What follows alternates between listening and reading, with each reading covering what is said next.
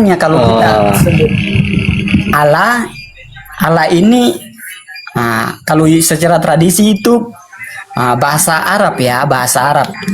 Dia lebih ke aula gitu ya, dia lebih ke aula. Tapi itu Kristen yang di Arab pakai Allah itu, gitu. Makanya diterjemahkan, yang menerjemahkan kitab kita ini salah satu orang orang Muslim yang juga menerjemahkan kitab kita, jadi pakai Allah gitu.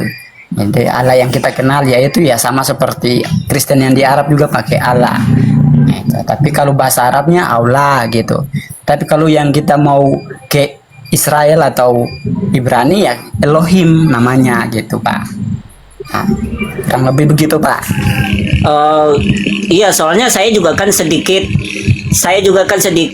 apa Pak ya, belajar juga mencari tahu, karena kan saya tipe orang yang nggak hanya dengar-dengar orang, karena kan kata firman Tuhan dalam 1 Tesalonika 5 ayat 21, Ya. ujilah segala sesuatu yang ada padamu dan peganglah semua yang baik, ya kan?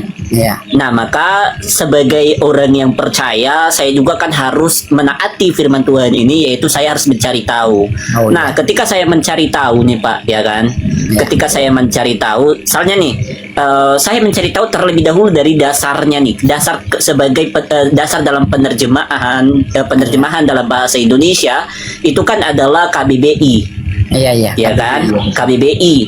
Nah, di mana di dalam KBBI kata Allah di sana, KBBI di dalam KBBI kata Allah adalah nama Tuhan dalam bahasa Arab. Iya. Tuhan yang maha kuasa, pencipta yang maha sempurna, Ya. yang disembah oleh orang-orang beriman, yang disertai dengan keterangan Allah Azza wa Jalla, Allah yang maha mulia lagi maha luhur, Allah Subhanahu wa Ta'ala, Allah yang maha suci lagi maha tinggi, atau biasa disingkat dengan Allah SWT.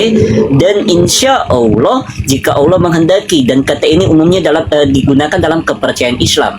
Nah, ini yang saya temukan dalam KBBI nih Pak, KBBI. yang saya temukan dalam KBBI kalimat ini.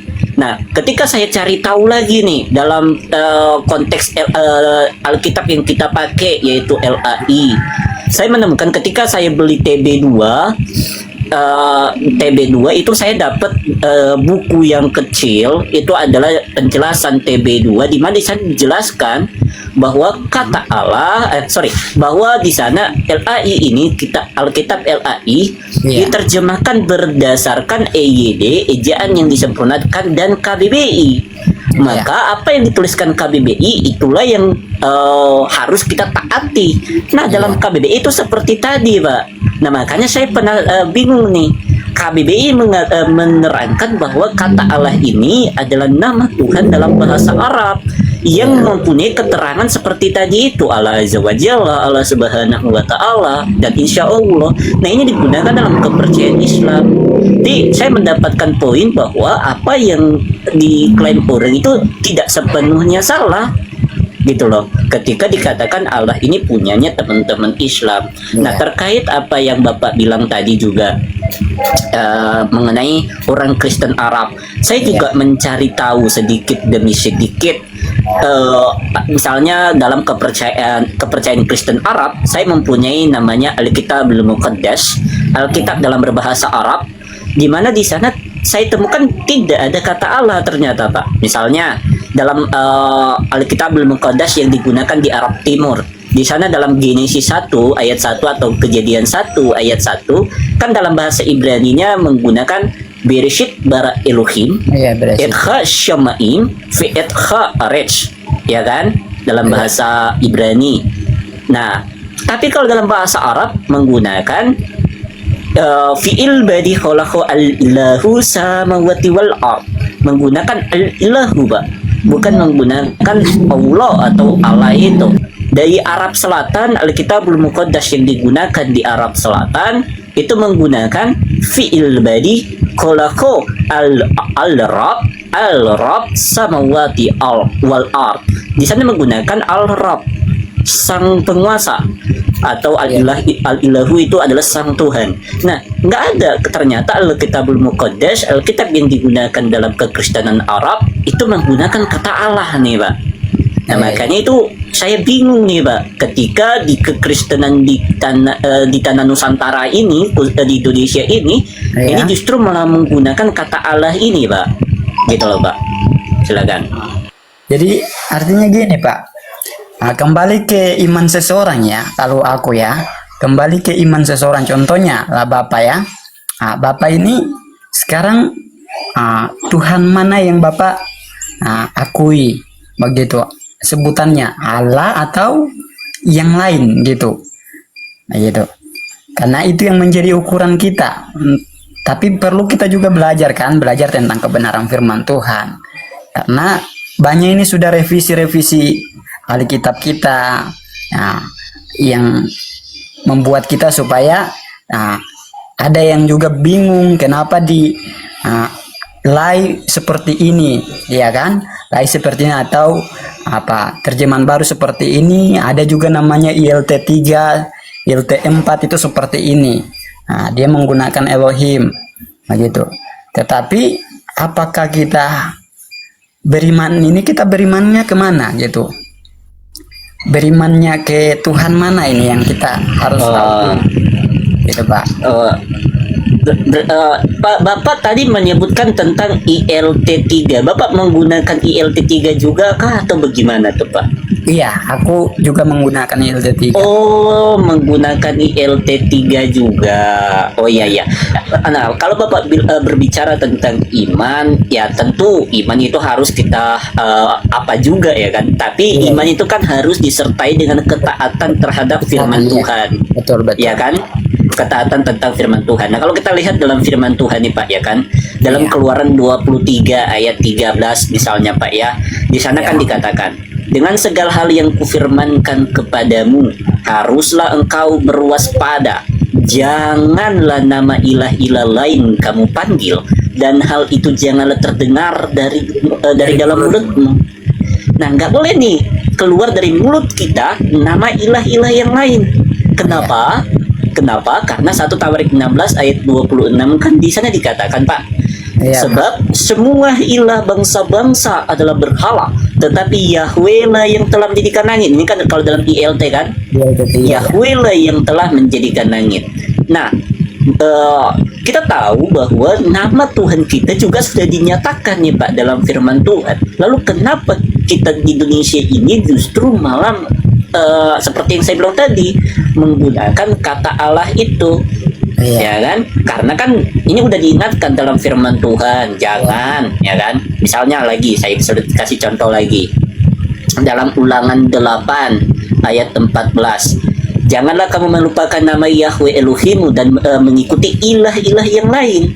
Ini diperingatin. Di ayat 19-nya dikatakan, dan jikapun engkau melupakan nama Yahweh Elohimmu dan mengikuti ilah-ilah yang lain, bersujud kepadanya dan beribadah kepadanya serta menyembah kepadanya, maka ketahuilah di hari ini aku berkata kepadamu, engkau pasti binasa.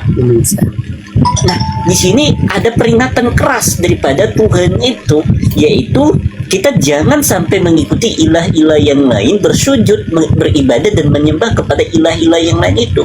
Nah, ketika kita justru di Indonesia ini malah memanggil nama Allah ini, justru ini kan sudah masuk kepada penyembahan terhadap ilah-ilah yang lain itu. Karena kita justru ketika puji-pujian, worship, penyembahan, ya kan, kita justru malah memuliakan nama Allah itu.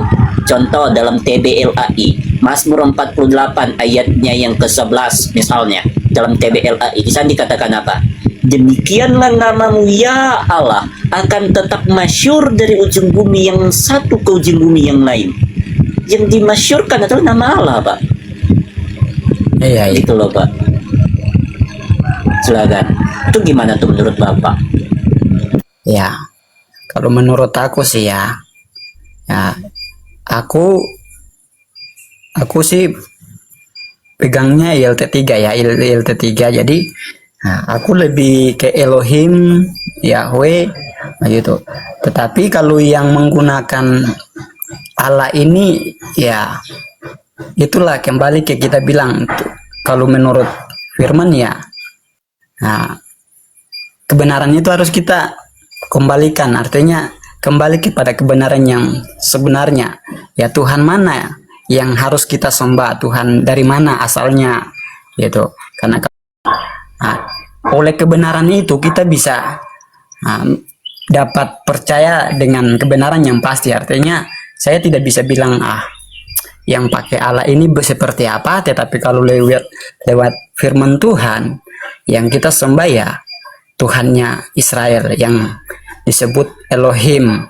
Nah, kalau bahasa Ibraninya ya Yod-Heh-Vav-Veh gitu, atau Yahweh disebutnya gitu Pak. Jadi kalau untuk soal ke situ ya mungkin kita yang sudah tahu kebenaran ini yang mungkin menyampaikan lah sama kepada tetangga kita atau teman-teman kita, saudara-saudara kita yang mungkin juga masih bingung dalam hal menyembah Tuhan ini yang mana yang harus disembah gitu Pak, yang mana yang harus disembah. Tetapi saya ya yang tadi Pak, seperti tadi mungkin ke Elohim gitu. Jadi gitu Pak. Jadi kalau Bapak sendiri gimana dulu gitu supaya kita bisa tahu kan. Kalau saya pribadi Pak, seperti yang saya bilang tadi, saya ini adalah seorang pelajar yang ingin mencari kebenaran, ya kan. Tapi kalau ditanya tentang iman saya pribadi, saya menggunakan Holy Bible atau Indonesian Modern Bible. Yang penerjemahnya sama dengan penerjemah Indonesian Literal Translation atau ILT, yaitu Pak Yahya Iskandar. Pak Yahya Iskandar adalah dosen saya. Oh iya. Iya, saya berguru kepada beliau. Nah, makanya saya bilang tadi kan bahwa saya tipe orang yang nggak hanya denger narasi orang ini orang itu tanpa mencari tahu lalu telan mentah-mentah, enggak, tapi saya mencari tahunya. Nah, ketika saya mengkajinya secara mendalam, saya menemukan bahwa kita sebagai orang Kristen, orang yang percaya, harus menegakkan nama Tuhan yang sejati. Jangan sampai kita justru malah melupakan nama itu. Karena Tuhan sendiri yang memerintahkan kita untuk berseru, memanggil, memuji, memuliakan, dan meninggikan nama Dia. Contoh, saya kasih misalnya begini. 1 Tawarik 16 ayat 8. Ya. 1 Tawarik 16 ayat 8 di sana dikatakan, bersyukurlah kepada Yahweh, panggillah namanya, beritakanlah perbuatan-perbuatannya di antara bangsa-bangsa. Mazmur 105 ayat 1, bersyukurlah kepada Yahweh, serukanlah namanya, beritahukanlah perbuatannya di antara bangsa-bangsa. Mazmur 68 ayatnya yang keempat, di sana juga dikatakan, ya, bernyanyilah bagi Elohim, bermasmurlah bagi namanya, tinggikanlah Dia yang melintasi padang belantara, namanya adalah Yahweh, bersukacitalah di hadapannya. Nah, jadi kita diperintahkan untuk melakukan ini. Bahkan Tuhan sendiri yang menguduskan namanya dalam Yehezkiel 36 ayat 23. Yehezkiel 36 ayat 23 dikatakan, Aku menguduskan namaku yang besar yang telah dicemarkan di antara bangsa-bangsa dan telah dinajiskan oleh keturunan Israel, supaya mereka mengetahui bahwa Akulah Yahweh. Demikianlah firman Tuhan Yahweh. Jadi Dia sendiri yang menguduskan namanya. Maka siapa kita yang mengganti nama yang kudus itu dengan nama ilah-ilah yang lain? Gitu. Silakan, Pak. Oke. Jadi itulah betul kata Bapak tadi,